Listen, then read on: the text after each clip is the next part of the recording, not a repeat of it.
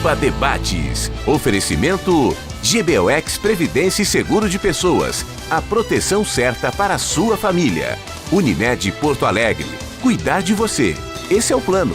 Biscoito Zezé. Carinho que vem de família. Crédito Simples Banrisul. Simplesmente para ver você crescer. E Sistema Osergues Sescope RS. Cooperativismo. A grande força do Rio Grande. 17h53, estamos iniciando mais um Pampa Debates. Ele está engalanado hoje com um time aqui de primeiríssimo, hein? Só estrelas no Pampa Debate de hoje, começar pelo nosso ministro Francisco Turra, presidente da Associação Brasileira de Proteína Animal, ele que vivenciou aí momentos terríveis. A saúde já está regularizada, né? Mas também na política brasileira, na economia, com greve de caminhoneiros, com o impacto que tivemos, né? Com contratos sendo cancelados, contratos internacionais do Brasil. Não foi fácil, né, ministro Turra? Não, realmente, eu posso dizer a todos aqui... Isso contribuiu para o seu problema, hein? Sem dúvida. Pode ter certeza. Bom, aqui é uma A última gama... vez que eu conversei com ele antes do problema, ele estava abalado. Nitidamente abalado. É porque, veja, para você abrir um mercado, 10 anos no mínimo. Sim. E para fechar é com uma palavra. Então, por exemplo, nós vínhamos crescendo, assim, visivelmente, produção, exportação, emprego, 4.100.000 empregos suínos e aves no Brasil. Brasil com espaço no mundo todo, 160 países exportando. Repentinamente aí a imagem foi denegrida, generalizada e começou. E equívocos nossos de assinar embaixo. Eu estou falando do governo brasileiro assinando às vezes algumas questões dessas. Então o que se viu, por exemplo, agora, os números de junho, pós tudo que aconteceu para mim pessoalmente, os números caindo, 40% de exportações, 40%, é um susto. Então a gente pensa, claro, que recupere, e a greve dos caminhoneiros contribuiu muito com isso. Nós estamos aqui com prefeitos, empresários, presidentes de sindicatos, acho que é uma gama hoje a mais diversa possível. Mas todo mundo vê o Brasil com muita descrença até, em termos de seguir avançando no emprego, na renda, na melhoria. Todo mundo está cético, pensando assim, o que vai ser o amanhã? A eleição vai resolver? É um ponto de inflexão? E o que a gente vê é que falta muito para nós esperança. Vi que agora chegamos, hoje eu queria estar torcendo para o Brasil, já daria um ânimo. Estou aí discutindo quem será o próximo técnico da seleção. Então é uma pena, nós temos tido muito azar e acho que o Brasil não tem o direito de olhar para frente, para o futuro. Um país que, pelo amor de Deus, eu visitei 83 países do mundo e voltei beijando esse solo. Não tem igual. No agro é uma coisa fantástica. Ninguém acredita o que é. O Brasil é o celeiro do mundo e a gente joga fora a nossa principal vocação. É uma pena. Presidente do Sinfac RS, que é o Sindicato das Sociedades de Fomento Comercial. No frigir dos ovos, é o sindicato das factories do Rio Grande do Sul. É o meu amigo, presidente Márcio Aguilar. Prazer tê-lo aqui, Márcio. Prazer maior o nosso. Obrigado pelo convite. Boa tarde também à tua audiência qualificada. E a gente vai falar um pouquinho aí sobre essa nova tendência de crédito no Brasil. Você falava em crescimento. País nenhum do mundo cresce se não tiver crédito. E é uma missão governamental oferecer crédito barato, em especial para aquilo que depende do crédito para sobreviver. A agricultura precisa de crédito barato, a indústria precisa de crédito barato, o comércio precisa de crédito barato. E nós fizemos parte desse movimento de financiamento através de ferramentas específicas de alavancagem, que faz o fomento comercial com a aquisição de ativos. E aí eu amplio um pouquinho o fomento comercial para dizer que nós somos gênero do qual é espécie factoring, fundos de investimento em direitos creditórios e securitizadoras de ativos empresariais. E agora, na antessala aí das fintechs, que são ferramentas tecnológicas colocadas à disposição do empresariado brasileiro, para fazer a aproximação de quem tem crédito numa ponta e quem precisa de crédito na outra. E logo ali à frente nós teremos ainda a possibilidade de conviver com a ESC, que é a Empresa Simples de Crédito, que vai mudar o processo, o patamar de difusão de crédito em território nacional. Processo de desbancarização, eu acho que é o grande tema do momento. Vai ter que começar esse processo lá pelo Ministério da Fazenda. Chega de banqueiro lá. Vamos ter que dar uma mexida lá, né? Vamos botar pessoas de outros segmentos, porque essa política rentista do governo federal vem da política fazendária, obviamente. Isso é terrível. Sem sombra de dúvida. Mas só para a gente ter uma noção numérica, nós temos aí 110 milhões de pessoas economicamente ativas. E desses 110 milhões de pessoas, nós temos 50 milhões de pessoas que estão desbancarizadas. E a nossa missão, a nossa tendência é, através dessas ferramentas, levar crédito a esse universo que vai voltar a consumir. 30 milhões de miseráveis no Brasil. Pessoas que não consomem absolutamente nada. Isso é lamentável, né? Aí a questão social. Tá? À medida que você tiver o engrandecimento da estrutura, a gente consegue fazer a Rodrigo Souza Costa, nosso vice-presidente da Federação. Prazer tê-lo aqui, Rodrigo. Prazer é nosso. Viajando o estado inteiro aí, agora interiorizando a Federação, tentando fazer um despertar da classe produtiva para que as pessoas, que os empreendedores ocupem espaços de decisão, né? Porque a gente está num momento, como disse o ministro agora há pouco, eu que sou produtor rural, trabalho com arroz irrigado, com soja, com pecuária de corte, um momento de grande apreensão, né? No arroz, então, tu deve estar... tentando fazer mágica. Agora, mas o caminhão de passagem de pedra, moro perto do tempo. Eu saí direto da fazenda para o programa de vocês. Viajei direto. Eu moro na fazenda. Sim. E o arroz... Em Pelotas? Em Pedro Osório. Pedro Osório. Aliás, eu fui na Final Doce, eu tinha que te encontrar lá, só encontrei o pessoal a União dos Empresários de Pelotas. Aliança Pelotas. Aliança Pelotas. Isso, faz parte. Faz parte, né? Fiz um Pampa Debate lá, especial lá da Final Doce. Muito bacana. E tentando fazer a conta do arroz parar de pé, uma crise de custos muito forte, né? Esse custo Brasil, carga tributária, burocracia, está sendo repassado para os fornecedores, especialmente em serviços. A lavoura de arroz mobiliza muita terra, tem um parque de máquinas muito forte, né? Então, o custo de manutenção de máquinas hoje é impensável, né? Então, é quase mágica para tentar fazer a conta parar de pé. O preço do arroz, olha... Até, historicamente, ele subiu, mas a maior parte das pessoas já vendeu, né? O produtor endividado, de maneira geral, né? Então... Agora ele está R$ 44, R$ 45 reais. Que é o melhor preço histórico, né? Do arroz. Não, já teve 52 em fevereiro do ano passado. Em fevereiro, mas foi um curto espaço de tempo, né? Mas caiu de 52 para 35 reais num curto espaço de tempo. Não é o commodity, né? O arroz. Sim. Não é o commodity internacional. Então, o preço dele depende muito do bom humor do mercado interno. Do mercado interno, né? Exatamente. E agora das exportações, felizmente, que estão fortes. Então está enxugando o mercado interno. Perspectiva de preço, melhorou um pouco. Mas agora a crise, eu diria que é de custos.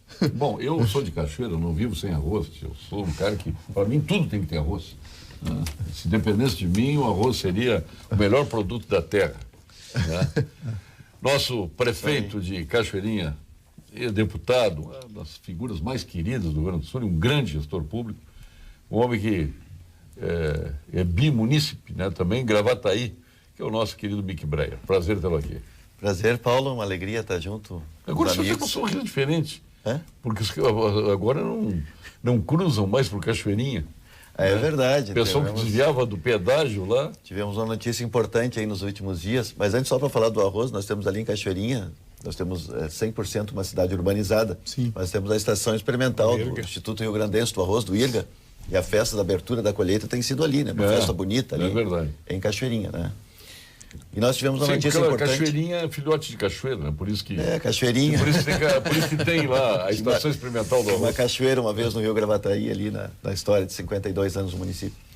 Mas ali com essa queda da praça de pedágio da 290, entre Cachoeirinha e Gravataí, tivemos um alívio do fluxo de veículos. Hoje, a Flores da Cunha, que é a nossa principal avenida. Linda avenida. Avenida bonita. Linda nós estamos avenida. Procurando melhorá-la, inclusive, nesse governo. Mas ela tem o segundo maior fluxo de veículos do estado. Só perde para 116 ali na região de Canoas. Então é mais de 110 mil veículos dia. E flui. Depois você tem que contar por que o trânsito flui tão bem lá em Cachoeirinha com tudo isso aí. Na verdade, a gente colocou um sistema sincronizado ali das nossas sinaleiras. A onda verde, né? A onda verde. Nós temos ali os agentes de trânsito que são muito parceiros ali da cidade. Mas muitos moradores de Gravataí, que são sempre muito bem-vindos na cidade, é claro, né? Cachoeirinha, na verdade, é filha de Gravataí, assim como Canoas. Canoas emancipou-se de Gravataí em 1939 e Cachoeirinha em 1966. Então, Gravataí deu origem à Casa Aliás, Brasília. o pai do Rubens Ludwig, do Paulo Ludwig, que emancipou 2 municípios aqui, né? Um deles foi Gravataí. Está lá na Câmara Municipal, lá a foto dele. Então, foi. tem história. O general Rubens Ludwig. Só para explicar isso, então, nós temos, com essa questão do pedágio, muita gente, para fugir da praça de pedágio, acabava andando pela Flores da Cunha, porque para quem vai todo dia, né, vai e volta para o serviço, para Porto Alegre, acabava ficando pesado no final do mês. Né? Então, com a saída da praça do pedágio, nós já percebemos, no primeiro dia ali, a avenida um pouco mais tranquila. E é claro que esse debate a gente já faz há algum tempo. Cachoeirinha também é o único município, às margens da freeway entre Porto Alegre e Osório, que não tem o acesso direto.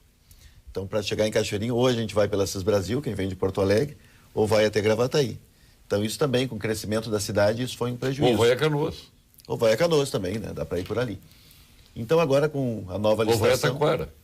Dá para ir lá em Taquara. Cachoeirinha está no Fazer centro. a volta em Taquara. Está no coração ali, por qualquer lugar. É o epicentro. É o epicentro. E também cresceu muito ali nos últimos anos a questão logística, né? Cachoeirinha foi escolhida por muitas empresas, hoje é um polo logístico importante, exatamente por essa facilidade de chegada ali na 118, na 116, na 290, está a 15 minutos do aeroporto de Porto Alegre. Então, uma cidade cresceu muito e temos boas perspectivas pela frente. O IPTU lá está tranquilo, não tem probabilidade de... Agora não chama mais aumento, agora virou adequação, virou como? Com as adequação da planta de valores. Olha, uma vergonha. Empresário apoiando aumento de imposto, tia. Vamos pagar aluguel para a prefeitura em Porto Alegre. Não é mais imposto, as pessoas perderam noção do que é imposto. Mas lá nós não falamos isso em Cachoeirinha. Não, ainda bem, graças a Deus. Não dá. Tem vaga para mim lá? Sempre tem. Nosso ex-presidente do SENG, vice-presidente do SENG, meu querido amigo José Luiz Zambujo. Prazer tê-lo aqui. Prazer é meu, Paulo, os componentes da mesa aqui. Para mim é uma satisfação muito grande poder retornar aqui ao teu programa, né? A gente estava um pouco afastado há um bom tempo, né? E especialmente nessa mesa que hoje realmente é uma mesa que eu me sinto muito honrado. Né, Só o nosso ministro Turra aqui, uma pessoa que eu sempre admirei o trabalho dele como na minha área, porque eu sou engenheiro agrônomo, né? E foi um excelente ministro e é uma pessoa de ponta, né?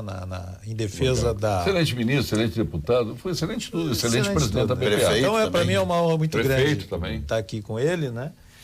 Lamentando um pouco, né, Paulo, porque a gente como engenheiro lamenta um pouco a situação que vive o país e o estado do Rio Grande do Sul, né?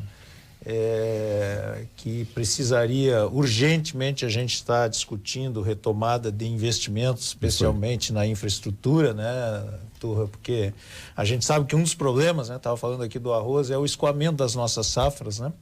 E quando a gente vai ver as nossas estradas, quando a gente vai ver as nossas deficiências em armazenagem, embora melhorou um pouco nos últimos anos, mas ainda temos, né?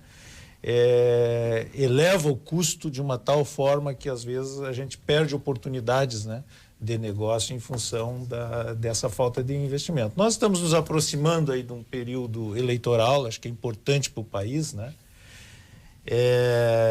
Onde a minha expectativa era que a campanha pudesse fugir um pouco do lugar comum das últimas campanhas, onde a agressão, a coisa gratuita, a gente vê hoje nas redes sociais um exagero de parte, né, cada um colocando suas visões pessoais. Nós temos que pensar no país. Como disse o Turra, esse país aqui é um país que ele tem muita potencialidade, mas muita potencialidade climática, de espaços, de riquezas naturais, enfim, a gente, né, conhece um pouquinho o restante do mundo, sabe que o Brasil é um país com potencialidades enormes. Eu não vou dizer qual porque tem políticos aqui então nós precisamos... que depende de voto, né? Senão, mas na nossa visão aí, né, Paulo, é. nós precisamos incentivar que o debate se dê em cima de propostas. É legítimo tu ter a proposta da esquerda, do centro, da direita, não importa aonde que que a proposta se gere, mas é importante discutir propostas para o país, né? E para mim, assim, fora de dúvida, né, e na engenharia, né, nós estamos sofrendo uma crise. Tu brinca que é um engenheiro desempregado, infelizmente nós temos muitos engenheiros desempregados, né, por conta da falta de investimento. Acho que é um dos primeiros setores onde bate a crise de emprego é na engenharia, quando o investimento se retrai. Então, acho que a gente precisaria ter um bom debate, né? E propostas realmente, o que queremos para o Brasil, né? Nós esperamos que isso seja feito e nós, como engenheiros, torcemos para que a gente consiga retomar o investimento, né? Para você que pensa em empreender ou já tem o seu próprio negócio, o Sebrae oferece muito conhecimento para a gestão e inovação na sua empresa. Com orientação especializada, projetos, cursos e consultorias, o Sebrae auxilia no desenvolvimento de sua ideia de negócios. E hoje temos uma dica especial para você. No portal sebrae-rs.com.br tem muito conteúdo online com acesso gratuito. É só clicar cursos e conteúdos e selecionar os temas que te interessam. São e-books infográficos, cursos e palestras online que você pode acessar onde e quando quiser. Assim facilita a sua vida de empresário. Quer abrir um negócio? Quer melhorar a sua empresa? Conte com o Sebrae, hoje e todos os dias. Sebrae RS, empreendedorismo que transforma. Paulo, antes do senhor, nós temos que falar agora, já que falamos do Sebrae, vamos falar no CREMERS, o Conselho Regional de Medicina do Rio Grande do Sul. E antes do senhor falar, ainda vou ter uma questão aqui que veio do nosso telespectador, que eu quero colocar para o senhor, que achei muito interessante e muito bem-humorada. Mas falando em CREMERS, o CREMERS e a Sociedade de Dermatologia do Rio Grande do Sul alertam que bronzeamento artificial pode causar queimaduras, envelhecimento precoce, danos à própria visão, inclusive câncer de pele. O procedimento é proibido em inúmeros países, os desenvolvidos. Antes de submeter-se ao bronzeamento artificial, viu, Azambuja, consulte seu dermatologista. CREMERS, ações efetivas pela saúde. Mas vamos falar agora no mundo. Vamos falar em França. Aliás, França classificada para a final da Copa. Itália, que nem a Copa foi. O Chile, que nem a Copa foi. A Argentina, que foi embora mais cedo. Um pouco depois foi Portugal, mas não estamos falando em Copa. Estamos falando em vinhos. A Vinhos do Mundo importa os mais emblemáticos rótulos de cada país para que você viva o melhor do universo dos vinhos. A Vinhos do Mundo é especializada em vinhos para atender você. Passe em uma das lojas, que aliás foi eleita a melhor loja de vinhos em 2017 no Brasil. Uma na Cristóvão Colombo, 1493, na Getúlio Vargas, 1135 e na Lípio César, 203. Pergunta ao ministro Turra se ele concorda comigo. Apoiar greve de caminhoneiros, eu já não concordo com ele. Foi igual a porco pedir bacon, sair do lombo dele mesmo. Adelar Freitas. Foi assim, ministro? Olha, eu não acompanhei, foi um momento que eu estava na UTI. Mas quero dizer o seguinte, eu acho que a greve, ela foi nociva para o país como um todo. Eu acho que ela tinha que ter limites, dava para a gente protestar e havia motivos para isso, porque era impossível o caminhoneiro pagar a conta sozinho. 30% de aumento e não ter reposição nenhuma, impossível. O que fez o Pedro Parente. Mas eu acho que você chegar e lá pelas tantas, dizer assim, não passa comida para o frango, não passa o frango para o frigorífico, não vai para exportação, não é possível. Aí é você parar, é você te dar um tiro no pé. Então, realmente, eu acho que é uma coisa que tem que rever, repensar. A gente não tem que fazer coisas contra o país, tem que fazer coisas para melhorar o país. Aqui eu ouvi o Rodrigo, o Márcio, ouvi frases bonitas do Mick Breyer, enfim, ouvi de todos, o Azambuja colocando como seria agora para nós, no momento de campanha, a gente pensar projetos, brigar por eles, brigarmos juntos, cada um com a sua visão do mundo e das coisas e tudo. Em alguns estados, em alguns municípios, eu vejo esse clima, porque há municípios que estão andando muito bem. Verdade. Há estados que melhoraram muito. Não imaginem que o Brasil está como nós estamos só. Eu não estou falando que o Rio Grande esteja pior ou melhor, até dentro do que se concebe, andou. mas eu vejo que há alguns muito vivos, atraindo investimentos. E há investidores, investimentos e dinheiro muito, muito, muito no mundo para a gente atrair. Você falou bem, fundos existem muitos, basta a gente buscar, oferecer confiabilidade. A China, ano passado, investiu aqui 30 bilhões de dólares. Esse ano prevê investir 40, 50 bilhões. E vai investir cada vez mais. Com a sua dos ideários chineses do atual governo. Né? Então nós pensamos assim, ferrovias, o Brasil não tem. Não tem, mas tem que buscar. Entrega para os chineses. Tem dinheiro, claro. Eu entrego tudo para os chineses. Hidrovias, não tem. O Paraguai tem. O Paraguai é o segundo país do mundo em hidrovias. O Paraguai, que está levando 300 empresas brasileiras Tem até marinha, nos o últimos Paraguai, né? 5 anos. Então, acho que tem que haver uma mudança de conceito. Não dá para a gente aguentar isso. De dizer assim, não tem. Não tem para a saúde, não tem para a educação, tem para aumento do imposto, não tem. Mal gasto em muitas questões, barbaramente mal gasto. Você está falando em crescimento aí, necessidade de ter um planejamento estratégico para crescer. Você falou também um dado importante, que tem um grande número de pessoas que vivem abaixo do nível da pobreza. 20 milhões, 30 milhões. Mais de 30 milhões. Mais de 30 milhões. Como é que você tira o pessoal da pobreza? Como é que você vai viabilizar a mudança de situação? Trabalho, emprego. Através do emprego e da renda. A gente tem que ter a função social da empresa, a função social da atividade que desenvolvemos, tem que ter muito em conta que a gente precisa trabalhar com foco em reverter essa situação. E a reversão da situação me parece que, além de políticas públicas, segurança e o ideário adequado para que o empresário invista. O empresário é quem faz a roda girar, ele quem faz o emprego, ele quem recolhe o tributo e depois a distribuição. E segurança é um cenário interessante nós trabalharmos no Brasil, porque juridicamente, em relação a uma série de questões, poderíamos entrar campo adentro, mas em especial do ponto de vista investidor. O investidor tem sim que buscar um ambiente que haja retaguarda para que ele possa fazer com que o seu recurso vá para o mercado, mas também volte. Mas nós temos hoje um ambiente extremamente hostil para quem investe, para quem produz no Rio Grande do Sul. Porque comentaram agora sobre a infraestrutura. A BR-116 sendo duplicada.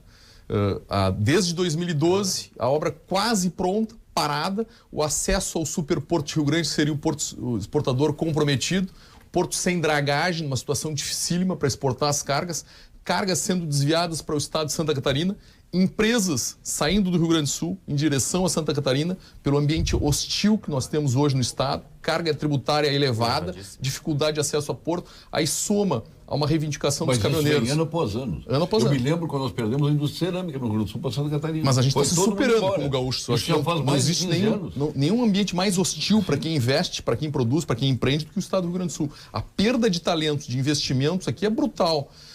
E somando-se isso, a greve dos caminhoneiros, a paralisação que era justa, com causas justas, mas que o efeito não caiu sobre a classe política, caiu sobre a população e sobre os próprios caminhoneiros. Hoje, com essa tabela que está inviável para muitos segmentos, do agronegócio especialmente, o que está acontecendo? As empresas estão comprando nova frota. Exatamente. Vai dar uma super oferta de caminhões. Já tem um excesso de caminhões no mercado para uma economia estagnada e nós vamos ter uma super oferta. Eu queria até colocar um ingrediente aí, acho que o Turra lembrou bem, está falando nisso também, né? A greve dos caminhoneiros acho que mostrou de forma inequívoca o equívoco da nossa opção exclusivamente pela via rodoviária. Exatamente. Né? Porque o Brasil tomou essa decisão lá atrás, nós abandonamos as ferrovias. Eu lembro, vocês lembram que o estado do Rio Grande do Sul tinha uma malha ferroviária que não vou dizer que era excelente, mas ela abrangia o estado todo. Eu vi em São Paulo de trem. Desmontamos isso. Trem de passageiros de cruzeiro em São Paulo, passando pela capital, indo por Santa Maria e tal, e chegando em Porto Alegre. Desmontamos isso. Aí a rede hidroviária que nós temos aqui, da mesma forma, nós poderíamos estar levando carga daqui a Rio Grande pela Lagoa dos Patos. Tem problema de drenar. Bom, não se faz investimento. A opção não é essa. Então, quando eu falo na discussão que a gente precisaria ter na questão eleitoral, é justamente essa. Quer dizer, como é que a gente pensa o Brasil? Como é que a gente vai suprir de infraestrutura? Então, vou te fazer uma pergunta. Tem que associar o capital externo, tem que trazer, tem que fazer. Faz o planejamento. Falar em planejamento. Sabidamente, não temos mais planejamento. Ia terminar. Não temos, Até Paulo. não tomaram providência nenhuma. Planejamento nós não temos, Fizeram um 20 anos contrato mais um. emergencial, 20 anos mais um. sabendo que ia vencer um ano. E chegou na hora, ninguém sabia o que fazer.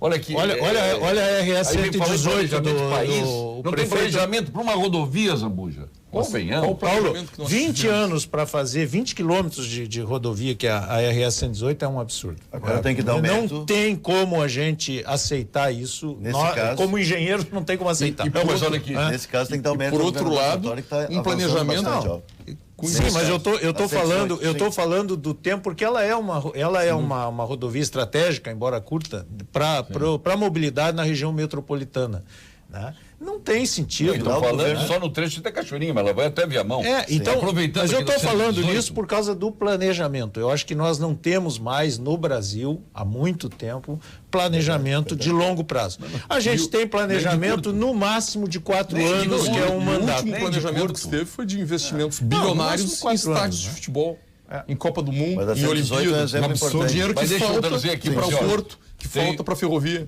O Vanderlei aqui está de Cachoeirinha, seu munícipe, ele diz o seguinte: Paulo Sérgio, pergunta para o prefeito Mickey Breyer como os moradores do bairro Betânia, que moram do outro lado da RS 18, vão fazer para acessar a entrada do Ritter para Cachoeirinha. Se ficamos embretados, diz ao prefeito que, ou que vai ficar assim como está, ou vão fazer alguma coisa. O vereador, não sei o quê, hoje, seu secretário de obras apareceu com um projeto que até hoje não deu em nada. Aproveitando a carona da 118. Ele está falando do vereador Brinaldo, que hoje é secretário de infraestrutura. Na verdade, nós tivemos um problema, né? Claro, quando tem uma obra, e é importante lembrar que a 118, no final do governo Oli, foi entregue um projeto que estava pronto para ser encaminhado e acabou nenhum governo mais depois disso priorizando. Eu lembro que o Beto Albuquerque, sobrinho do ministro Tur, era secretário na época. E agora andou bastante a obra, inclusive, né? Vai ser entregue um bom trecho ainda até o final do ano e, de fato, este governo que aí está investiu muito ali. E tivemos um problema bastante pontual, que, de fato, tem um bairro ali chamado Betânia, que um pedaço ficou após a 118, né? Ainda pertence à Cachoeirinha. Dividiu um pouco esse bairro e as pessoas estão com dificuldade, de fato, de pegar a Avenida Frederico Ritter, ali, para quem conhece, uma avenida principal da cidade. Há uma discussão e há uma proposta do secretário de infraestrutura do município, junto ao DAIR, junto ao governo do estado, para fazer um acesso, sim, deste pedaço da cidade ali, para que não fique totalmente separado, né? Deslocado do processo. Quem teria que fazer esse planejamento? A prefeitura ou o estado a prefeitura através do junto DAIR? com o DAIR, né? Junto Porque com o DAIR. tem um pedaço de estrada municipal... Não e tem teve esse planejamento? Não teve. Já tem, eu estou pegando o planejamento. Sim. Que não Hoje foi da as sua pessoas gestão estão- que foi feito. tem uma dificuldade ali que nós vamos resolver, porque também pega um trecho de Gravataí. Eu tenho que falar com o meu amigo prefeito lá de Gravataí, Marco Alba, para que a gente faça um novo acesso e possa utilizar o viaduto que está... Mas é uma obra fundamental para aquela região, né? Eu sei que alguns governos priorizaram outras áreas, cada um com as suas prioridades, mas aquela 118 não é só para ir para o litoral. Ali tem escoamento de produção, ali tem acesso entre a 290 e a 116, ali tem, enfim, uma circulação de mercadorias e de pessoas enorme. E agora, graças a Deus e ao governo do estado, um bom trecho será entregue até o final do ano. Nos caminhos de Pelotas, está dizendo aqui o Jorge do Carmo de Tapes. Boa noite, Paulo Sérgio. A saída para o Brasil é diminuir o poder de Brasília, diminuir a verba do Congresso pela metade, juntamente com as assembleias e Câmara de Vereadores, que vai sobrar dinheiro para investimento em todas as áreas. Verdade. Vereadores deveriam ser cargos voluntários, como se trabalha em entidades de classe, né? E foi durante tanto tempo assim, e lastimavelmente hoje a gente tem... Qualquer Câmara de município pode ter 5 mil habitantes, 8 mil habitantes, tem uma estrutura pesadíssima para toda a sociedade que poderia ser voluntária. Você poderia trabalhar uma vez por semana ali de graça, em prol do bem comum, né? E as novas emancipações? Poderiam ser 300 municípios a mais, se for aprovado um projeto que está em regime de urgência Que agora. barbaridade. Isso Mais caminho de emprego. Mais custo. É um descalabro, né? Então nós teríamos aí um custo impossível. Mas o que eu vejo no final, eu quero deixar uma mensagem para não falar só em pessimismo, o seguinte. Por exemplo, o Brasil tem muita dificuldade de penetrar em negócios com a Índia. E a Índia é um mercado atraente demais, enriquece, está bem, ótimo. Parecido com o Brasil. Então nós não conseguimos abrir, por exemplo, para vender proteína animal, eles não consomem, mas 300 milhões de indianos consomem. Mas fizeram uma proposta para o ministro Blairo, só para dar uma ideia da dimensão do país, dizendo o seguinte: ó, se você preparar para vender para nós grão de bico, lentilha, ervilha, essas coisas, nós compramos 30 milhões de toneladas ano. E o Brasil, sabe quanto produz? Na soma de tudo isso, 1,5 milhão de toneladas. Começamos a vender muito para lá. O mundo descobriu o Brasil, por exemplo, produzindo florestas. Uma floresta aqui, com 10 anos, menos que isso, 7 anos. Tem corte. Finlândia, 36 anos. Então aqui é uma dádiva. Mas deixa eu fazer um parênteses aqui. Pode. O Batalha esteve aqui, o Luiz Eduardo Batalha, que foi dono da Burger King, conheci o Batalha há 40 anos, quando era presidente da Associação dos Criadores do Cavalo Manga Larga, um paulista, empreendedor, tem várias fazendas no Brasil, comprou em Pinheiro Machado, foi trazido aqui pelo Galvão Bueno, comprou uma área lá, está produzindo uma oliva maravilhosa, espetacular, está criando cavalo crioulo, está criando angus, e o Batalha viu aquelas florestas todas que nós estamos fazendo, vou botar uma fábrica de pellets aqui, que é a solução energética para o mundo, especialmente na área de aquecimento, substituição do gás, substituição do diesel, enfim. Pinheiro Machado. De Pinheiro Machado, que eu tive lá, é uma beleza. Mas olha, meus amigos, tem linha férrea, ele precisava de um terminal portuário, não conseguiu. As licenças ambientais, um horror. Então aquilo vem se arrastando. Agora, um primeiro sinal que vai dar para ele começar a obra. Mas é um horror, tudo é demorado. Quando deveríamos receber esse homem com tapete, escolhe a cor, se é vermelho, vão dizer que eu sou colorado. Se é azul, claro, verde, escolhe a cor, qualquer tapete que botar, tem que receber, carregar esse homem no colo, que ele vai gerar emprego. São 300 milhões de tem sido o lá. contrário. As pessoas, a primeira coisa que perguntam para o investidor no Rio Grande do Sul é as medidas compensatórias, as mitigatórias. O sujeito parece que gerar empregos, postos de trabalho não é o suficiente. Então, a classe produtiva vem sendo sufocada. Como se, por mais importantes que sejam os serviços públicos, mas como se o país pudesse viver apenas de serviços públicos. É isso aí. Esse é o grande desafio. É que esse debate aqui, a gente tem um problema do debate, e o debate se estabelece na questão do lucro, né? Toda vez que você fala em iniciativa privada e resultado positivo, bom, aí você tem um problema de ordem estatal, é crime. É criminoso no Brasil. Então essas concepções demoram gerações e tem demorado muitas gerações para mudar aqui dentro. Mas o debate sempre é válido, né? Investir no Rio Grande do Sul, no setor industrial, no setor empresarial, às vezes é muito mais penoso do que efetivamente vantajoso economicamente. E o ente federado que mais sofre nesses momentos, nessas dificuldades, acaba sendo o município, porque uma empresa que abandona um município, isso dá um impacto muito grande no retorno de CMS, muito na geração de emprego. Nós tivemos um impacto ali, por exemplo, da Souza Cruz, agora está voltando, né? Ela vendeu seu parque ali e saiu há 3 anos da cidade e deu um impacto muito grande no nosso retorno de CMS. Agora eles estão locando e sentiram que precisam retornar aqui para a região. Mas alguns municípios que a gente conhece aqui na região, fui deputado por 10 anos, a gente conhece um pouco, que uma empresa decide sair, isso quebra o município. É um desastre. Né? Gera uma dificuldade muito grande. E é claro que nós temos, alguém disse aqui há pouco, um poder muito concentrado ainda em Brasília, né? Cada um que na campanha diz, não, nós vamos rever o Pacto Federativo. É só discurso da campanha. Só discurso. Assume-se o poder central em Brasília, nunca mais fala sobre isso. O município continua com a menor parte e o poder concentrado. O que fazem os prefeitos?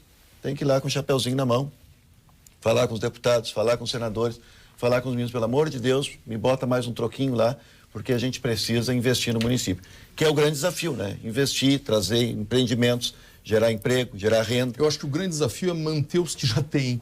Porque eles estão todos tentando ir embora. A gente viaja o estado inteiro e plantas industriais, o sujeito, se eu pudesse levantar essa planta e passar para o lado de Santa Catarina, eu faria. Ir embora. Né? E eu acho que esse é o grande desafio, é fazer a opinião pública gaúcha despertar para a hostilidade com que a gente vem tratando quem investe no estado do Rio Grande do Sul. Eu acho que esse é o maior desafio. É hostilizado. Quem investe, quem gera emprego está sendo hostilizado. O atraso vence sempre. Eu acho que quando houve o aumento de ICM, já houve o primeiro grande equívoco. Foi dá a péssimo. impressão assim, ó, 18 para 19, o 17 para 18 parece pouco. Mas não é 1. São 5%. Multiplica. E a diferença do vizinho E a concorrência, competitividade. Competitividade mede o mundo. Ninguém compra porque é verde e amarelo. Hoje a gente compra pelo preço e qualidade. Então, acho que esse foi o primeiro grande equívoco que nos deixou. Eu acho que eu sempre falava, eu tenho um filho que está na Assembleia, eu disse assim, ó, meu filho, não te iluda que imposto seja fonte de renda para o município e para ninguém. Dinheiro bem gasto, sim. Dinheiro bem gerido, sim. Mas aumento de imposto é para estimular sonegação e para fazer com que se me permite, infelizmente tem sido a única opção, parece, né? É aumentar imposto. Tem uma cantilena que vem de setores que estão fora do Rio Grande do Sul, mas nós do Rio Grande do Sul não reagimos. Quando se fala no fumo, eles querem acabar com a indústria do fumo no Rio Grande do Sul. É uma produção gaúcha, aqui, como se fosse acabar com os consumidores de cigarros no mundo. Então, atacam porque o produto é nosso, nós somos os campeões de produção e de vendas. A mesma coisa é com carvão, que só nós temos.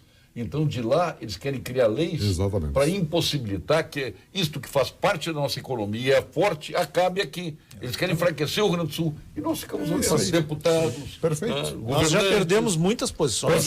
Quando atinge o arroz e a carne, que são alimentos do prato brasileiro, e atinge do mesmo jeito, né? Quer dizer, o preço agora ele não oscila mais pelo mercado, ele oscila por escândalos. É a carne fraca, é o leite compensado. Perfeito. E aí fica atingindo o agronegócio, o produtor já não sabe, como se já não tivesse problema suficiente, a maior recessão da história do Brasil, e ainda fica oscilando com o preço. Não, e nós ficamos discutindo, repicando e voltando. Por exemplo, o maior império, acho que no nosso setor, a BRF, 110 mil empregos de fábrica. Repentinamente, 20 plantas da BRF foram retiradas da União Europeia. Por quem? Pelos europeus? Não, por alguém nosso que chegou e deu um canataço. Um fiscal. E dando o seguinte, ó. Nós dando duro, vamos mostrar para eles que nós somos sérios. O europeu, eu estive falando com o representante dos importadores, é um francês, e ele disse assim, por que vocês não cumprem contrato? Por que não entregam o que vocês comprometeram a entregar? Eles não falaram da qualidade, é claro, a nossa é muito melhor. Eu estive em Estocolmo e vi o Lula aplaudido na época, divinizado lá, num restaurante que era o melhor do mundo, que eu olhei até com lupa para ver, porque diziam é o melhor do mundo. Cardápio, carne de frango brasileira. Negrito. Destaque. E aqui você chega e pisa por cima e acha muito bonito. E uma campanha difamatória permanente. Permanente. Né? Com fake news, constante. Agora com a discussão dos defensivos agrícolas, mentiras, inverdades. Eu fico indignado. Eu sou engenheiro agrônomo, como colega, digo assim, mas que absurdo. E aí é um arquiteto falando, é um artista global falando bobagens, mentiras, repetindo discurso estrangeiro, guerra comercial, dando força para o americano, para o europeu. Um mundo com 815 milhões de pessoas famintas, com fome, que não conseguem ir para a segunda refeição, continuam com fome. E você continua num argumento para tentar denegrir a imagem e a competitividade brasileira na produção de alimentos. E do Estado você falou bem. Acho que foi oportuno dizer carvão, fumo. A própria floresta, né, ministro? Deu exemplo aqui do que descobriram aqui do Rio Grande do Sul. Deserto verde, lembrado? Deserto verde. Eles queriam chegar no máximo a 5% da área agriculturável do Estado. Isso aí. E aí disseram que não, o Rio Grande do Sul ia se transformar num deserto verde e acabar com a água do planeta. Só um pouquinho. Na Finlândia, quanto por cento é plantado? O benefício ambiental foi transformado num dano ambiental. Então acho que isso tem que... Olha, eu estava em Portugal, só para não perder a oportunidade, eu estava em Portugal com o Mário Darós, dono da Fertilizantes Piratini, quando estourou a carne fraca, nós estávamos lá. E aí, passando numa churrascaria brasileira, o cara na frente da churrascaria chamando clientes, pode entrar, a carne é argentina, não é carne brasileira, é carne argentina. Pergunta ao Mário Darós, que estava comigo. Absurdo, desculpe, Odamujo. Não, eu só ia comentar em cima dessa questão que foi levantada dos agrotóxicos, né, que agora é a bola da vez, a discussão da vez, né? Eu te digo que, se como profissional, como engenheiro agrônomo, eu entendo que é necessário. Quer dizer, não há como a gente pensar em alimentar, né, bilhões de pessoas se nós não tivermos o uso tratamento de agrotóxicos. O que tem que acontecer, sim, acho que a gente tem que ter uma legislação que se preocupe, né, Turra? Porque tem produtos, por exemplo, que são proibidos nos países de origem e que aqui acabam sendo comercializados. Sim. Nós temos que prestar atenção nisso, porque há uma razão para a proibição. Mas tem lá. produtos lá que são vários que são proibidos. Não, deixa eu só concluir. Eu penso que essa questão, ela passa, sim, tem que ter um cuidado, uma análise. Nós não podemos descuidar do ponto de vista da questão da saúde humana. Sem dúvida, e ambiental. mas é uma questão técnica. Mas é uma questão técnica, e é aí que eu quero chegar, né? A gente, como engenheiro agrônomo, fica preocupado quando tu assiste comercialização sem assistência, orientação por pessoas que não têm a habilitação e a qualificação, e isso existe, né? Técnica necessária para fazer a recomendação correta. E tem mercado para tudo, inclusive para orgânicos, que particularmente, nós todos aqui sabemos, tem feiras de orgânicos, Claro. mas nós temos que estimular, tem que planejar e tem que programar. Tem mercado para tudo. Não precisa brigar. Eu não preciso brigar com o agronegócio, nem com o produtor de orgânico. Tudo vira discurso fácil, né? A gente tem que entender que Tudo existe ideologia, possibilidade. tudo ideológico. Não, Paulo, e é assim, ó. Eu particularmente, se puder consumir o alimento orgânico, vou consumir. Pagando preço, Claro. mas eu tenho consciência que tu não consegue produzir. Eu consumo meu arroz com a maior tranquilidade, sei que tá tudo dentro da carência. Não, tudo bem. A carne, o frango, com a maior tranquilidade. Claro, eu também. Como é que tem? Paraguaio, que aí tinha produtos ilegais, a gente também. traz o arroz com produto de lá. Não, eu também consumo. Eu estou dizendo que se eu tiver a opção e puder consumir orgânico, eu vou consumir. Mas não é eu não quero dizer que eu não... Não me atrai. Não, eu consumo todos os produtos. Frutas, tomates, o que for. Hortaliças, Atenção, entendeu? cooperado Unicred. A atualização dos seus dados é fundamental para mantermos, viu, meu querido amigo Márcio, a excelência no atendimento e na oferta de produtos de acordo com o seu perfil. E além de todas estas vantagens, ao atualizar o seu cadastro, você concorre com uma viagem maravilhosa à Serra Gaúcha. Acesse unicred.com.br/CentralRS e coopere com a gente. É a Unicred melhorando o seu bem-estar físico e financeiro. Vamos agora ao quadro Saúde, aqui no Pampa Debates, com o nosso PhD em Oncologia, titular do Clínicas, do Ernesto Ornelli, sócio fundador do Instituto Oncológico Kaplan, mais jovem membro da Academia Brasileira de Medicina, presidente da Sul-Rio-Grandense e presidente da Bienal do Mercosul, meu querido amigo, o Dr. Gilberto Schwartzman. Fala, doutor Gilberto. Boa noite, eu sou o professor Gilberto Schwartzman, sou especialista no tratamento do câncer. Eu gostaria de chamar a atenção dos senhores e senhoras para alguns avanços muito importantes no tratamento do câncer. O câncer de pulmão, por exemplo, é um dos maiores desafios da medicina dos nossos tempos. É o câncer de maior mortalidade no planeta, pois surgiram novas estratégias de tratamento que são revolucionárias contra esse tipo de tumor. Hoje há tratamentos disponíveis, os quais são muito mais eficazes e seletivos contra a doença, e foram desenvolvidos para neutralizar de forma muito específica a ação de proteínas anormais que fazem esses tumores crescerem. Converse com seu médico sobre isso. Olha, agora estamos proibindo, o americano lá descobriu uma nova tecnologia para o combate à AIDS, né? Como é o nome do... Tem Uma vacina, né? Hein? É uma injeção no sangue e tal, e aqui no Brasil proibido, Estados Unidos usando, França usando, Alemanha usando aqui, porque está aprovado pelo Ministério da Saúde, porém tem gente... A precaução, a teoria da precaução, o brasileiro é inacreditável isso. Quando se vai fazer uma reforma agrária séria neste país? Carlos Stapp.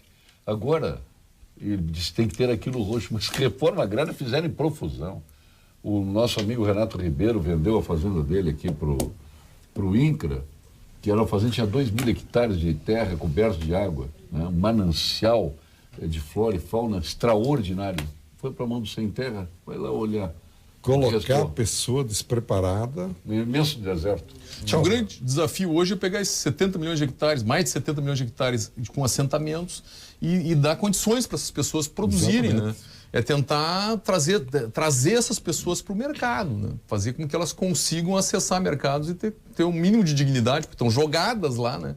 Tem a terra, mas não conseguem produzir, então não tem 10% de produtividade nos assentamentos. Só da terra não é acho que não tem nenhum assentamento emancipado no país. A melhor reforma agrária foi a reforma dos italianos e alemães expulsos dos seus países, chegando na serra e fazendo essa maravilha de diversidade de culturas. Hoje tem floricultura, hortifruti granjeiros, tem uma maravilha. A diversificação. Vinhedos lindos. Então essa é a maior reforma agrária do mundo. Olha o que diz o professor Anderson. Concordo com o ministro Turra e com todos os senhores. A greve teve exageros, mas mudar a situação se os que detêm as ferramentas de mudança só estão preocupados em fazer politicagem e manter seus vultuosos ganhos. Coitados empresários que investem nesse país com total insegurança. Não há interesse em hidrovias, ferrovias, pois o rodoviário dá mais lucro para a roubalheira. Professor Anderson, está dizendo. Mas a grande mudança deveria ser em 7 de outubro. E qual é a renovação que nós vamos ter? Quase 40% da população da Zona Sul, não sei o Rio Grande do Sul, mas eu acho que é parecido, pensa em votar branco, nulo e se abster. O que é a pior opção, né? É a pior opção, como se isso fosse agredir a classe política. Isso mantém a classe política do jeito que está. Teve uma eleição em Tocantins há pouco tempo, deu 52% de brancos, nulos e abstenções. Manter Será os que é bons isso? e escolher os que não são os melhores. Exatamente. Eu defendo isso, né? Às vezes amigos da gente dizem, vou votar nulo porque está tão desencantado, né? Eu digo, olha, é a pior opção. Né? Tu tem que tentar escolher alguém que te represente. Tenta, se errar, depois tu tenta de novo, né? Mas este é o caminho. Agora, infelizmente, eu vejo assim a dificuldade da renovação na próxima eleição. Não vai ter. Nós estávamos conversando isso um pouco antes aqui. Vai ser baixa a renovação? Vai ser muito baixa, porque a estrutura da campanha, dos fundos partidários, já se tem notícias disso, destinadas pelos presidentes dos partidos, vão para aqueles candidatos que já têm mandato, já têm estrutura, principalmente em Brasília, federal. Principalmente federal, onde teria que ter uma mudança, a meu ver, assim, muito grande. Muito grande. Porque a nossa Assembleia, por exemplo, eu acho que vai muito bem, está muito consciente, prefeituras no Rio Grande do Sul, em geral, sérias, não há nenhum problema. Eu estou com uma divisão diferente da sua, eu acho uma situação muito difícil na Assembleia. Eu acho que a Assembleia é bastante responsável pelo que aconteceu nos últimos anos com o Estado do Rio Grande do Sul. A gente não consegue tirar um alvará de bombeiros com a lei que o próprio governador Sartori. E depende de vontade política. A Assembleia tem alvará de bombeiros. O prédio da Assembleia tem alvará de bombeiros. Nem o Palácio do Governo, nem o centro administrativo. Mas como é que faz uma lei para os outros cumprirem que a gente não cumpre? É possível isso? O estádio do São José, que é tudo concreto. Senado. Não tem, agora tem todo nem a Assembleia tem alvará de bombeiros. Não tem. É chocante, né? A questão dos bombeiros tem um elemento... Da tragédia. Tem uma tragédia. Mas estão discutindo a altura, estão discutindo questões que não aumentam a segurança. Claro. Estão discutindo a altura do corrimão 5 centímetros para cima ou para baixo, né? Então é uma dificuldade, quer dizer, a corporação praticamente utilizou isso para discutir a separação da brigada militar. Quer dizer, isso é um desserviço para o Estado. Nós estamos com servidores, com policiais militares, com salários atrasados por falta de arrecadação, por empresas que estão fechando porque não tem um alvará de bombeiros, porque perderam franquias, porque não conseguem tirar um financiamento bancário porque não tem alvará de bombeiros, não conseguem participar de uma licitação, porque sem alvará não conseguem um alvará da prefeitura também.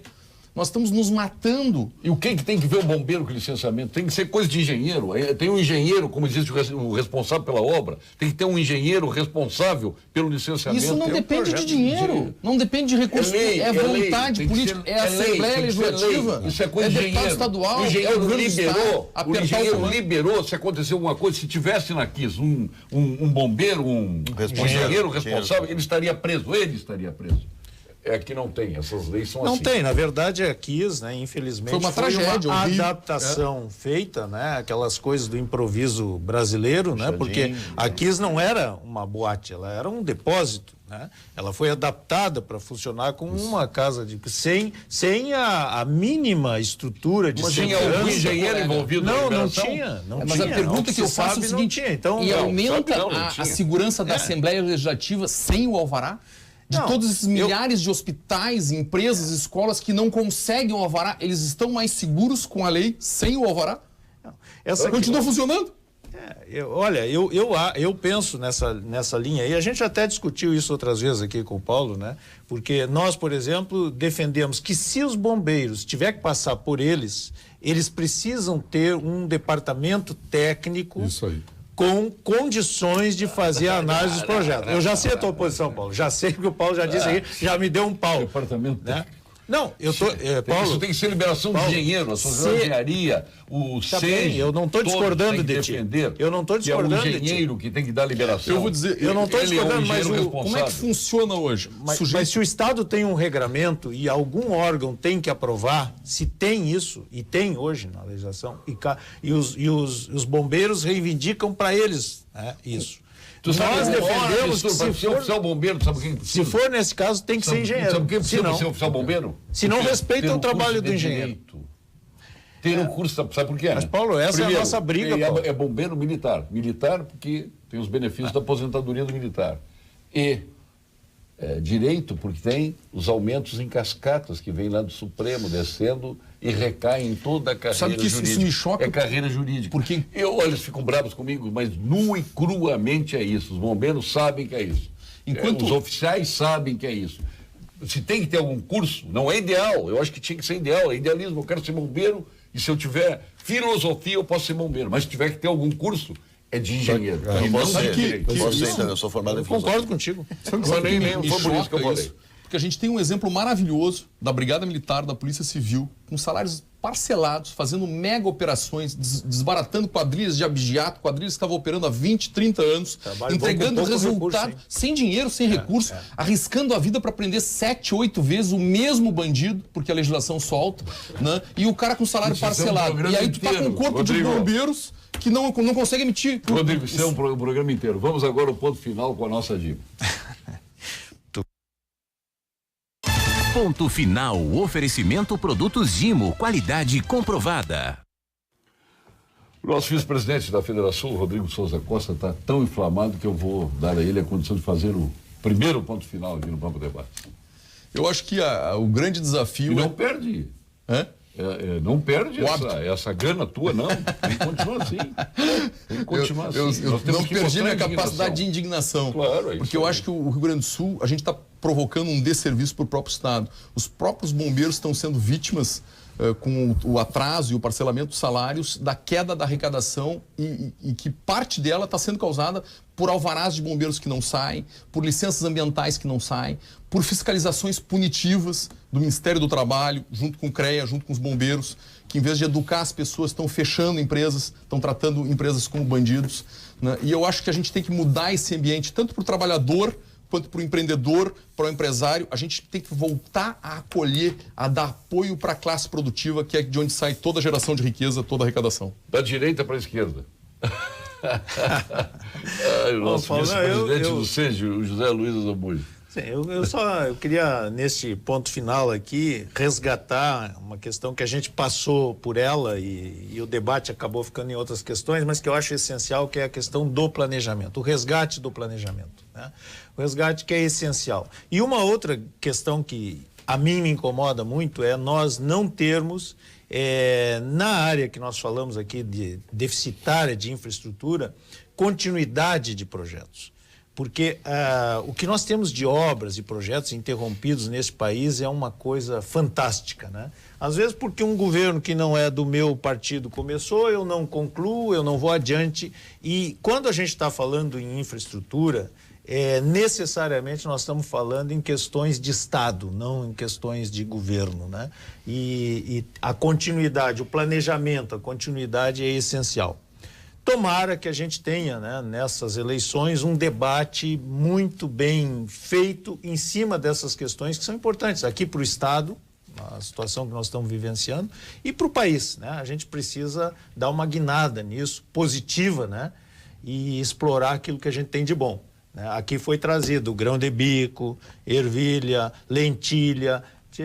O Rio Grande do Sul é fantástico, nós temos nichos aí a explorar excelentes. Só me lembro de um amigo meu, disse, porque esse ano vou ter um problema, não vou ter mais sagu, a safra foi muito ruim.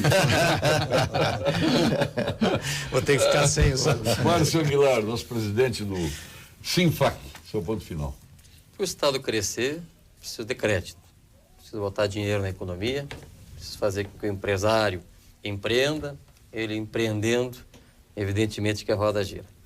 Eficiência, menor custo do recurso, menor burocracia em todas as esferas do Estado. Eu acho que já é um bom caminho para que a gente possa andar. Eu vou fazer aqui um merchan rápido, Pode fazer. porque em se tratando de crédito, análise e concessão, nós tivemos a audácia, aí, juntamente com outros empresários, de escrever um manual prático visando a definição de processos para conceder crédito, com agilidade, eficiência e, principalmente, segurança. E aí, meu caro, eu gostaria, Paulo Sérgio, de deixar para você aqui algumas considerações práticas sobre essa atividade. E evidentemente que para falar de crédito, ferramentas, já está autografado aqui, ó, amigo.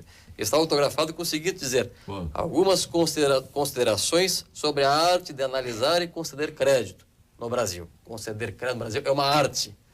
E para que essa arte seja completa, a gente precisa se debruçar, caprichar, burilar e, me lembrando acima dos de tudo, tempos de banco, lá investir. na década de 70, né?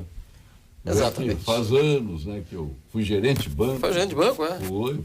Eu descendo uma família... Inaugurei, fui o primeiro gerente da Rua da Praia com a Borges. Qual foi o banco? Só para te ver, Unibanco. Só para te ver com quem está lidando, tá? Tá bom, não, fiz muita análise de crédito e participei de muito comitê de crédito, então... Sabe que esse DNA é paterno aqui, né? Porque meu pai também foi gerente de banco. Eu não fui bancário porque... Qual é o banco do teu pai? O pai iniciou no Nacional do Comércio e acabou no Meridional. Encerrou a atividade no Meridional. Teve Leônidas Ribas, teve grandes presidentes. Grande amigo, teve grande. Guazelli, foi o primeiro presidente. Exatamente. Teve Nelson Banuzzi. Convivemos muito com o Leônidas, um bom período da vida. Uma grande figura, o Leônidas. E dali, juntamente com a experiência prática, saiu esse manual, que agora inova. Teve Luiz Otávio Vieira também, presidente do Banco Meridional. Teve o... Vanuzzi também. Vanuzzi. O próprio ex-governador. O Guazelli foi o primeiro. Exatamente. Meu caro, quero muito obrigado. Então vou trocar esse sem autógrafo e vou ficar com o que tu me desse com autógrafo. Muito obrigado. Isso aqui eu vou presentear o ministro aqui. Muito obrigado. Falar um pouquinho do que a gente fez aí, ministro. Já falou deputado. Prefeito, Mick Breyer. Era o hábito, né? 10 anos chamando de deputado. Isso aí. E eu fui caixa de banco também na década de 80, viu? Conheço um pouco. Bem mais novo que eu, né? Mas eu queria agradecer também esse momento aqui. Qual é o banco? Diesel mesmo? Foi no Itaú. No Itaú. Foi caixa que agora é Itaú Unibanco, né? Itaú Unibanco, isso mesmo. Quero agradecer e dizer que os empreendedores são muito bem-vindos à nossa Cachoeirinha ali, uma cidade aqui próxima de Porto Alegre. O IPTU lá tá bom? O IPTU está bom, não mexemos. Vou dar uma comparada. De 2017 para cá não mexemos. Já é um avanço grande. E investimos. Ainda bem que o Paulo Afonso Pereira, lá da Associação Comercial, ele deu um retroagida na questão, porque ele estava meio que apoiando, acho que ele sentiu o drama. É verdade. Ele estava embarcando nessa garoa. Mas nós investimos muito ali na Cachoeirinha, e foi falado aqui várias vezes, sobre a questão da segurança. Nós temos hoje o secretário Aguirre, que é amigo do Paulo Sérgio. Sim, grande figura. Joga futebol junto com o Paulo Sérgio. É meu aluno. Investimos muito ali, exatamente numa parceria com a Polícia Civil, com a Brigada Militar, com o Corpo de Bombeiros. Nós temos uma guarda municipal hoje que está armada, junto com os agentes de trânsito que trabalham ali intensamente. E melhoramos muito. Os índices de 2018 em relação a 2017 melhorou em todos os sentidos, de furtos, de roubos, de assaltos, de homicídios. Nós estamos investindo muito na questão do monitoramento e da presença da Guarda Municipal juntamente com a Brigada Militar. Então, estamos investindo muito e procurando criar estrutura para que haja mais investimentos. A grande política social, na verdade, é a geração de trabalho, é a geração de renda. E nós queremos muito que o município continue crescendo, queremos cuidar das pessoas. E é uma alegria estar junto com todos aqui nesse momento, nesse debate tão importante. Olha que estão de parabéns, senhores. Eu li há pouco, tinham 382 WhatsApps aqui, nem olhei os e-mails. Já estamos com 413. E pensei um aqui, ó, para toda a bancada, uma bancada qualificada. Todos defendem e buscam benefícios ao seu segmento, mas não pensam no Brasil como um todo, nem tampouco pensam na população. Visam a recolocação política, o lucro certo e seguro. O produtor quer o crédito fácil, o caminhoneiro quer fretes altos e combustíveis baixos. Os governos dizem que não há dinheiro e continuam fazendo concursos e botando gente para dentro. Os projetos sociais só beneficiam pessoas improdutivas. A justiça só para quem tem dinheiro. A saúde dá para os ricos e quem tem bastante tempo para ser atendido. Pensem no Brasil e pensem na população. Jorge Ademar Kowalski, de Gravataí. Isso aí. Ministro, Bom, Paulo. bela apreciação. Eu acho que é uma mensagem muito bonita. Bem, eu espero, Paulo, que aconteça alguma coisa diferente. Nós estamos vivendo um clima pré-eleitoral. E acho que é muito odiento, muito rancento. Acho que nas redes sociais, ao invés de a gente pregar o melhor, a gente destrói. É o ódio, né? Tomara que esse clima cesse e que a gente pense no Estado, pense em projetos, pense que é possível fazer. Se o governante for discutir, eu posso fazer com meus recursos, está mentindo. Tem que olhar para fora. O país tem que ter gente olhando para fora, atrair o que tem de sobra lá fora. E dinheiro tem de sobra em fundos de investimentos, tem que trazer. E tem que abrir mão de dizer assim, eu não posso, mas vou fazer. Não vou fazer, estou mentindo. Duplicar rodovia, ferrovia, hidrovia, isso é coisa para você delegar para a iniciativa privada fazer. Ninguém leva embora uma estrada, ninguém leva embora um prédio, uma ponte, nada. A gente tem medo, não, mas desnacionaliza. Tinha que desnacionalizar e levar embora estádios que foram construídos obsoletos, absurdos. Verdade. Mas estradas, obras, indústrias, isso fica conosco. Isso é Brasil. Esse é meu sonho e meu desejo. Muito obrigado. O negócio é tão burro. E eu tenho que lembrar que o engenheiro Leonel de Moura Brizola, que era um talento e um homem que estava à frente do seu tempo, muito embora tivesse problemas seríssimos, né? ele não construiu o sambódromo, ele construiu 17 escolas dentro de um prédio que serve para eventos. Isso pouca gente percebeu. Aquele estádio de Brasília, aquele mausoléu, o Estádio Nacional, que mudaram o nome, que era Presidente Médici, virou Mané Garrincha, né? Como tudo é ideológico nesse país, podia ter feito uma universidade ali dentro que serve para jogos de futebol os fins de semana. Hoje não consegue manter. Hoje não consegue manter. Caríssimo. Tudo é pensado pelo contrário, pelo avesso, né? Então, quando o Brizola fez o sambódromo, eu tirei chapéu para ele, porque realmente, eu até diria, eu bato continência para ele, que é o quadro que eu queria criar no programa, a esquerda não gosta muito. Pergunta para todos por que os governos militares escolheram mudar o rodoviário para o Brasil. Está perguntando o Gregório de Bem Neto de Passo Fundo. Investiram. Não é questão quem optou Alguns pelo investiram modal na rodoviário. ferroviária. Começou no Juscelino Kubitschek, a Isso, Revolução abraçou, vem antes, a Revolução abraçou e sentenciou Foi um absurdo. o Fernando Henrique Cardoso quando privatizou, infelizmente, mal as ferrovias. Que a pior privatização. Que é um desastre. Deixou nacional, tudo é uma sucata, vergonha de privatização. Isso é um absurdo. Sucateou tudo. É verdade. Ali era para ter desenvolvido a ferroviária. Obrigado, meu caro Rodrigo. Venha sempre. Muito obrigado. Vocês são sempre bem-vindos. Muito obrigado. Márcio, da mesma forma. Obrigado. Tu fosse morar em Capão por quê, Márcio? Acabei tendo um pequenino já, estava com 3 anos, e decidimos, eu e a esposa, que a alternativa de segurança e qualidade de vida estaria no litoral. Mas eu sou morador residente, que estou em Porto Alegre praticamente 3 vezes na semana.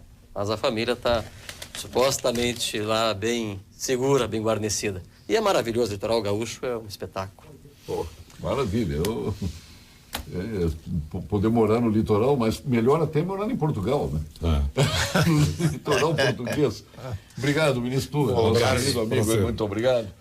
Mick Breyer, nosso prefeito de Cachoeirinha, parabéns pelo teu limpeza. Não tem buraco em Cachoeirinha. A cidade é limpa. Eu rodei em Cachoeirinha agora e rodei bastante em Cachoeirinha. Aliás, tem que dar uma força pro Cruzeiro lá, né? Sim, tem que terminar terminar o estádio lá. Maravilhoso que tem lá.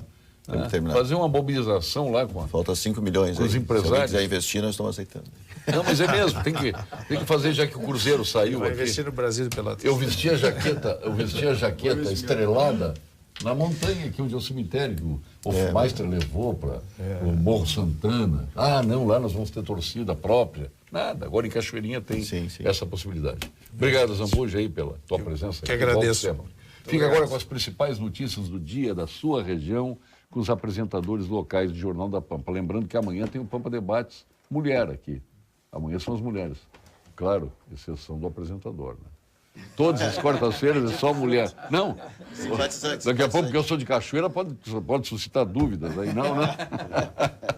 Muito obrigado, boa noite, até amanhã.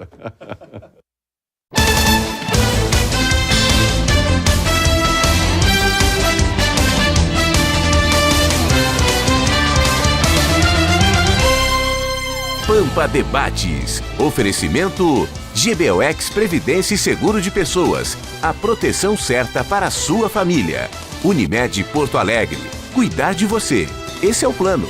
Biscoito Zezé. Carinho que vem de família.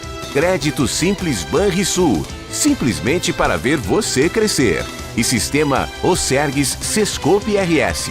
Cooperativismo. A grande força do Rio Grande.